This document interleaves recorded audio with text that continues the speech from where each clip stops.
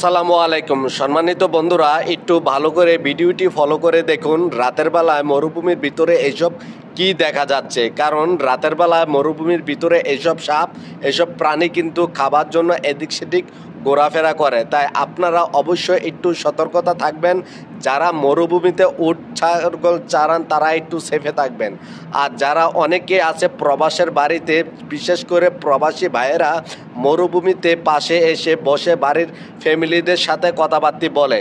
তাই আপনারা একটু সতর্কতা থাকবেন। দেখুন মরুভূমির ভিতরে এই সাপগুলি কিভাবে খানার জন্য, আহারের জন্য কিভাবে ছোটাছুটি করছে আর এই দিকে এসেছে।